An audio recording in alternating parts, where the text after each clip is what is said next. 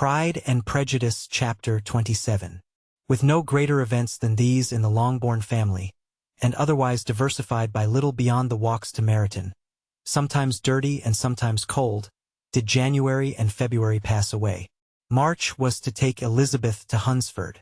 She had not at first thought very seriously of going thither, but Charlotte, she soon found, was depending on the plan, and she gradually learned to consider it herself with greater pleasure as well as greater certainty. Absence had increased her desire of seeing Charlotte again, and weakened her disgust of Mr. Collins. There was novelty in the scheme, and as, with such a mother and such uncompanionable sisters, home could not be faultless, a little change was not unwelcome for its own sake. The journey would, moreover, give her a peep at Jane, and, in short, as the time drew near, she would have been very sorry for any delay. Everything, however, went on smoothly, and was finally settled according to Charlotte's first sketch. She was to accompany Sir William and his second daughter. The improvement of spending a night in London was added in time, and the plan became as perfect as plan could be. The only pain was in leaving her father, who would certainly miss her, and who, when it came to the point, so little liked her going, that he told her to write to him, and almost promised to answer her letter.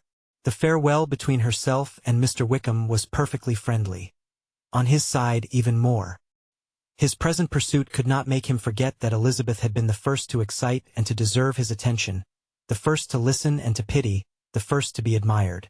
And in his manner of bidding her adieu, wishing her every enjoyment, reminding her of what she was to expect in Lady Catherine de Bourgh, and trusting their opinion of her, their opinion of everybody would always coincide, there was a solicitude, an interest, which she felt must ever attach her to him with a most sincere regard, and she parted from him convinced that, whether married or single, he must always be her model of the amiable and pleasing. Her fellow-travellers the next day were not of a kind to make her think him less agreeable. Sir William Lucas, and his daughter Maria, a good-humoured girl, but as empty-headed as himself, had nothing to say that could be worth hearing, and were listened to with about as much delight as the rattle of the chaise. Elizabeth loved absurdities, but she had known Sir William's too long. He could tell her nothing new of the wonders of his presentation and knighthood, and his civilities were worn out, like his information. It was a journey of only 24 miles, and they began it so early as to be in Grassetchit Street by noon.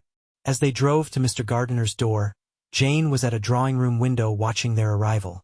When they entered the passage, she was there to welcome them, and Elizabeth, looking earnestly in her face, was pleased to see it healthful and lovely as ever.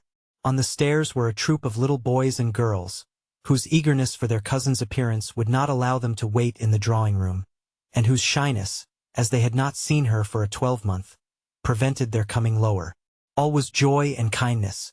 The day passed most pleasantly away, the morning in bustle and shopping, and the evening at one of the theatres.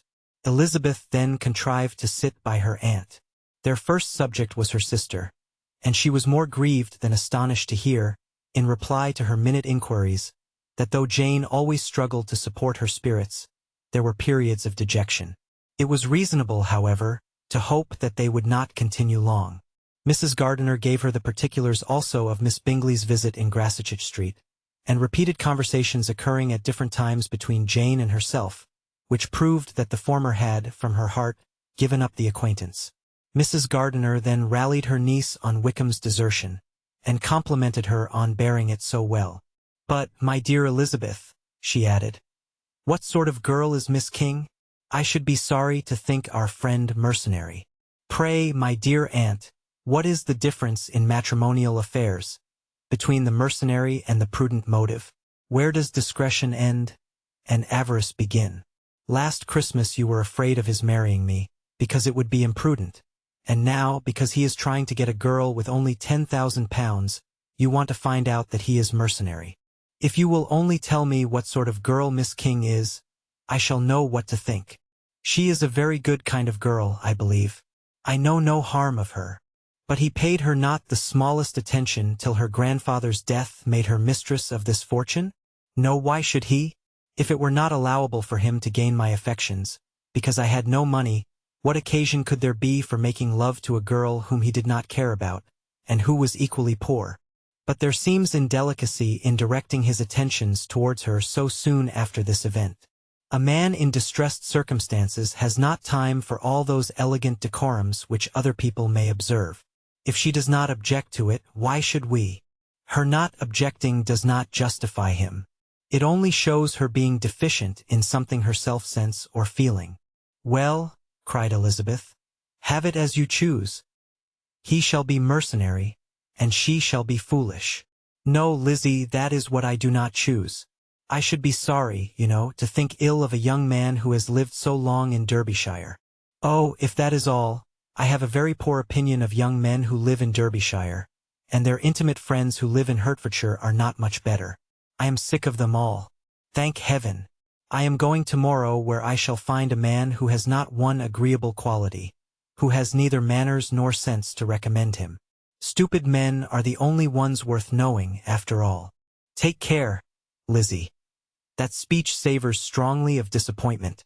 Before they were separated by the conclusion of the play, she had the unexpected happiness of an invitation to accompany her uncle and aunt in a tour of pleasure which they proposed taking in the summer. "We have not quite determined how far it shall carry us," said Mrs. Gardiner, "but perhaps to the lakes." No scheme could have been more agreeable to Elizabeth, and her acceptance of the invitation was most ready and grateful. "My dear, dear aunt," she rapturously cried, "what delight! What felicity! You give me fresh life and vigor. Adieu to disappointment and spleen. What are men to rocks and mountains? Oh, what hours of transport we shall spend! And when we do return, it shall not be like other travelers, without being able to give one accurate idea of anything. We will know where we have gone, we will recollect what we have seen. Lakes, mountains, and rivers shall not be jumbled together in our imaginations. Nor, when we attempt to describe any particular scene, will we begin quarreling about its relative situation. Let our first effusions be less insupportable than those of the generality of travelers.